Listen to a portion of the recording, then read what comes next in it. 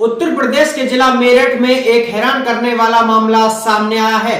यहां 12वीं में पढ़ने वाली नाबालिग छात्रा की हत्या कर दी और हत्या करने के बाद लाश को रजवाए में फेंक दिया और सिर को गंगा में फेंक दिया।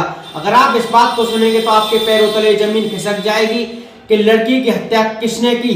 जहां माँ बेटी के रिश्ते को पवित्र माना जाता है, ममेरे और मौसेरे भाई और बहन का भी रिश्ता पवित्र माना जाता है, लेकिन यहाँ इस रिश्ते को झकझोर के रख दिया। एक माँ ने अपनी बेटी की बड़ी बेरहमी से हत्या कर दी और उसके साथ किस किस ने दिया, उसका साथ ममेरे और मौसेरे लड़कों ने दिया।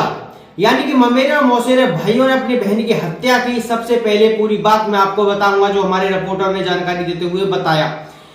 ये लड़की उत्तर प्रदेश के जिला मेरठ के थाना प्रतापगढ़ क्षेत्र के गांव बहादुरपुर की ये रहने वाली है। इसके पिताजी सीआरपीएफ में जवान है जिनकी ड्यूटी छत्तीसगढ़ में लगी हुई है। इस लड़की की किसी लड़के से दोस्ती हो जाती है। ये उससे घंटों घंटों फोन पे बात करती थी। इसकी माँ से समझाती थी कि बेटा ये काम जो तू कर रही है ये गलत है, वह नहीं मानती थी। एक दिन इसकी माँ ने सोचा कि इसको रास्ते से हटा दिया जाए, जब ये हमारी बात नहीं मान रही है। माँ ने सबसे पहले अपने भाई के लड़के को बुलाया, अपनी बहन के लड़के को बुलाया और दोनों लड़कों को बुला के वह पूरी प्लानिंग बनाते हैं। पूरी प्लानिंग बनाने के बाद सबसे पहले माँ अपनी बेटी के गले में फंदा डालती है। फंदा डालने के बाद ममेरे और मौसेरे भाई लड़की के सिर को धड़ से अलग कर देते हैं। अलग करने के बाद फिर ये सोचते हैं कि इस लाश को ठिकाना कहाँ लगाया जाए। लाश को ठिकाने लगाने की भी प्लानिंग बनाते हैं। धड़ को तो रिजवाए में फेंक दिया जाता है और सिर को गंगा में फेंक दिया जाता है। लाश के दो टुकड़े किए गए थे, दोनों टुकड़ों को अलग अलग जगह पे फेंक दिया। लाश रजवाए में फंस गई। पुलिस को सूचना दी गई, 112 नंबर पे फोन किया कि एक लाश जिसका सिर नहीं है और वे रजवाए में फंसी हुई है।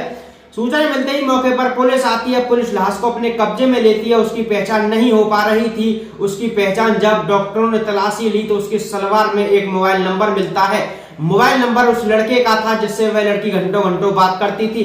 पुलिस ने उस लड़के पे फोन किया तो लड़के ने पूरी बात बताई कि ये लड़की मेरठ के प्रतापगढ़ थाना क्षेत्र के गांव बहादुरपुर की रहने वाली है, इससे मेरी दोस्ती है। जब पुलिस को पूरी बात पता चलती है तो पुलिस घर पे पहुंचती है। घर पे पहुंचने के बाद जब पुलिस पूरी बात लोगों से जानती है तो लोग नई नई कहानी बनाने के लिए लगते हैं। माँ भी नई नई तरह की बात बताने के लिए लगती है, लेकिन पुलिस के सवालों के आगे वह हार गई, क्योंकि पुलिस ने पूछा कि आपने गुमशुदगी की रिपोर्ट कराई, दर्ज या नहीं कराई। वह साफ मना कर देते हैं। पुलिस ने दोनों ममेरे और मौसेरे लड़कों को गिरफ्तार किया। मां को भी गिरफ्तार किया है। कम से कम 7 से 8 लोगों को पुलिस ने गिरफ्तार किया है।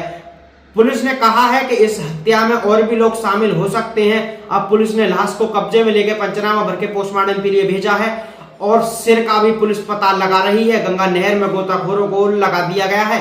पुलिस अब बड़ी कार्रवाई कर रही है। Bureau report, India crime news, मैं मनीष ठाकुर। थाना प्रतापगढ़ पुलिस को 112 के माध्यम से सूचना मिली कि मौतनपुर चौकी क्षेत्र में बहादुरपुर रजवाई के पास एक महिला का शव पड़ा हुआ है। सूचना मिलते ही मौके पर पहुंच गए, शव को अपने कब्जे में लिया गया। शव का जो सिर है वो नंगी धड़ है, इसकी पहचान करने की कोशिश की जा रही है। इसको फिलहाल पुलिस द्वारा पंचनामा कराकर शव से पोस्टमार्टम किया गया है। इस घटना का अनावरण की पुलिस की टोटल 3 टीमें लगाई गई है। इस घटना का अनावरण